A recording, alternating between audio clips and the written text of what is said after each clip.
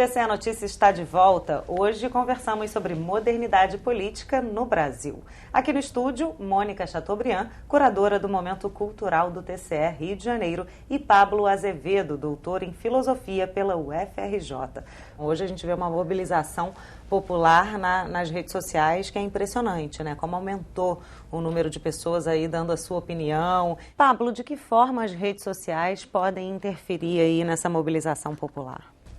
Bem, hoje em dia você tem pesquisas muito avançadas nesse campo que conseguem ver com mais eficácia do que a minha própria opinião o impacto das redes sociais dentro das manifestações políticas, na polarização de discursos, por aí vai. Não é muito a minha área esse elemento de pesquisa mais técnico, né?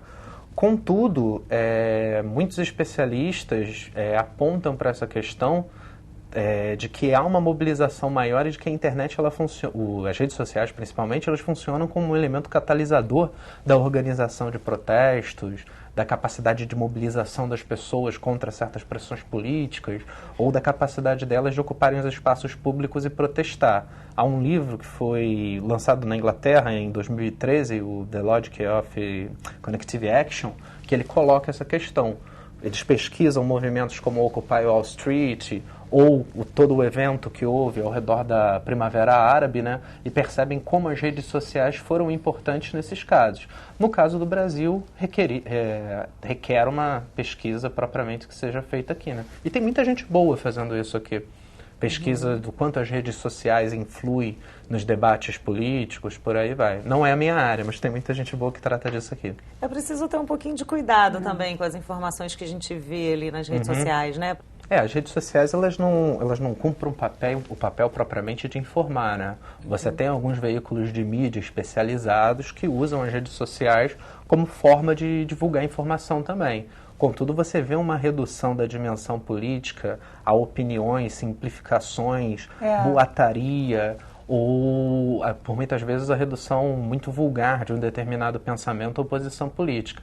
Mônica, na sua opinião, essas manifestações populares, elas representam, de certa forma, que a população está mais interessada em política? Ah, sim, com certeza. Eu acho que eu acho que agora essa prática, né, essa participação na vida política, ela aumentou muito. Eu acho que desde 2013, com aqueles movimentos todos de rua, principalmente os jovens, e agora quase toda a camada da população, você viu agora para a votação do impeachment, os grupos polarizados, os prós e contras, todos se manifestando, organizando pela internet também, como meio, né? Esse interesse cresceu bastante. As pessoas estão procurando os canais, as emissoras que apresentam programas políticos, né, com cientistas políticos, cresceram sua audiência. Isso demonstra também o interesse grande da população em se informar melhor, né, em criar, em ter mais ferramentas para poder avaliar a situação. As pessoas estão se interessando mais. Eu acho bastante... isso traz uma conscientização maior do seu próprio papel como cidadão. É positivo numa democracia que as pessoas falem sobre política, que as pessoas manifestem suas opiniões, que as pessoas dialoguem, que as pessoas cobrem dos políticos determinadas posturas, principalmente que cobrem dos políticos que eles representem os seus interesses.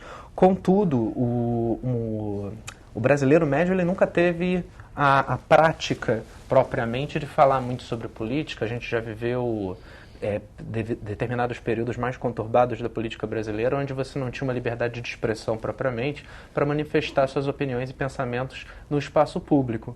Contudo, falar sobre política é bom. O problema é que, por um certo lado, parece que as pessoas ainda não se acostumaram tanto com essa prática. Tem pessoas que você percebe que elas não sabem separar o espaço entre um debate e um diálogo saudável de uma briga ou agressões verbais mais violentas. O que a gente tem visto é que as pessoas perdem até a amizade, inclusive no Facebook, Instagram. É como a gente estava falando antes, é necessário separar o subjetivo do objetivo, é necessário a gente ser menos apaixonado com as nossas posições, nesse sentido de nos acharmos donos da verdade, né? O diálogo ele é fundamental dentro do campo político. o debate qualificado, mas as pessoas têm perdido muito a razão, né, têm perdido muito a compostura nesses diálogos políticos, o que mostra uma certa imaturidade. Né? Acho que por personificar também. E outra coisa que eu acho que aí é um sinal de amadurecimento é a transparência. A transparência, eu acho que ela provoca, né? Eu acho que você consegue se colocar, a transparência que eu digo na política, nas instituições, na forma como o processo vem acontecendo, né? A gente tem acesso a isso, a essas informações. Então, eu acho que isso também é um sinal de amadurecimento. Você acha que uma reforma política ela pode aperfeiçoar a democracia brasileira? Se sim, o que precisa ser mudado aí a curto e médio prazos? Sim, sem dúvida. Contudo, eu não me acho o indivíduo mais qualificado para poder falar o que deve ser mudado ou não. Creio que isso é um assunto que tem cientistas políticos mais qualificados para poderem opinar e falar de uma maneira mais técnica. Contudo, a reforma política seria interessante que ela se ampliasse para além do espectro de uma reforma do sistema eleitoral. E objetivando o quê? A gente poderia pensar uma reforma política que tentasse minimizar justamente as relações de clientelismo dentro do Estado. De uma maneira que a gente tivesse mais controle propriamente de que os nossos representantes vão representar os nossos interesses e não os próprios interesses ou o interesse dos grupos econômicos que os financiam. Agora, Mônica, qual é a relação entre o fortalecimento dos órgãos de controle externo e a qualidade da democracia no Brasil? Eu diria que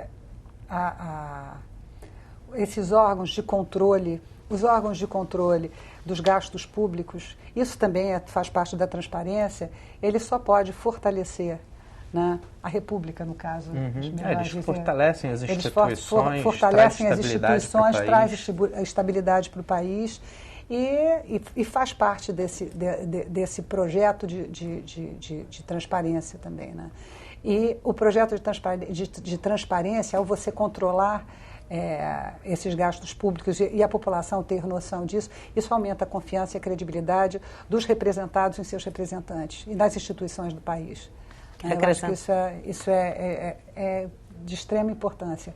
Órgãos de controle externo, né, eles se tornam muito fortes em momentos como esse. Numa democracia, os órgãos de controle externo eles são fundamentais, porque são eles exatamente que vão tomar conta, fazer uma espécie, posso dizer, vigilância, né, desses gastos públicos, né, e para que esses gastos públicos se revertam em benefício de toda a sociedade. E hoje a população, é o que você disse mesmo em relação à transparência, né? Hoje a população está cada vez mais junta aí com os órgãos de controle externo e cada vez mais acompanhando toda a fiscalização e de que forma o dinheiro público está sendo gasto, né? É um sinal também de maturidade e eu vejo a questão do fortalecimento dos órgãos de controle externo, porque se você for pensar em anos e anos atrás, quem eram os órgãos de controle externo não tinham como atuar efetivamente, né? Hoje eles têm uma força muito maior. Sem dúvida. Hoje eles trabalham mais a favor da sociedade, junto com a sociedade, né? Algo que você gostaria de acrescentar na fala dela? Esse processo de transparência política ele é muito importante aqui para o Brasil, mas a gente tem que pensar também formas de, lateralmente ao fortalecimento das instituições, a gente ampliar a participação democrática ou fortalecer os vínculos entre representantes e representados. Projetos políticos mais coerentes dentro dos partidos que tenham realmente como uma espinha dorsal ideais, valores específicos e não esses partidos políticos que nós temos por muitas vezes muito esvaziados, sem uma base eleitoral própria, sem alto grau de filiação a partido ou por aí vai. A gente precisa também pensar nos mecanismos representativos que sejam capazes de dar conta do problema que a gente está agora de representatividade. Uma coisa que aconteceu, por exemplo, com relação ao que nós vimos há poucas semanas na Câmara dos Deputados, que, aliás, chocou uma parte dos brasileiros. Os brasileiros não se identificaram com aquilo que viram ali. Ou seja, é perceptível, então, no discurso que tem sido veiculado desde então, que as pessoas não se sentem representadas pelos deputados federais. Mas são as pessoas que votaram nesses deputados. Pois é. Mas não é só isso. Eu acho que tem a questão também Você tem toda a questão Da legenda também. Exatamente. Da legenda. Nem todos os deputados que estão ali, eles são eleitos diretamente por voto. Eles entram pela legenda. Eles entram pela legenda. Então você tem uma eleição indireta ali. Não é a vontade do eleitor que está expressa em cada representante político que faz parte da Câmara. E ali você percebe a falta de noção entre público e privado. Quer dizer, o meu representante e os representantes dos cidadãos, né, eles ali estão entregando aquele voto num gesto heróico de salvadores da pátria, momentâneos ali, aos seus filhos, aos seus tios, aos seus pais, aos seus amigos, quer dizer, colocando a família ali, né?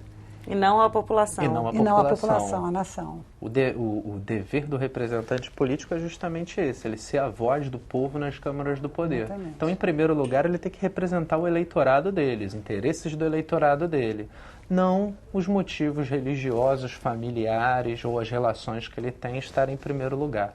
Gente, muito obrigada pela Obrigada participação. Acho que Obrigado. esse debate é bastante saudável no momento em que vivemos no país. Obrigada, sejam bem-vindos sempre ao TCE Notícia. Obrigada, Obrigado. Marcela. O TCE Notícia de hoje fica por aqui. Para assistir novamente a este programa, acesse www.alerj.rj.gov.br. Muito obrigada pela sua companhia. TV Alerj, o canal do povo fluminense. Até a próxima.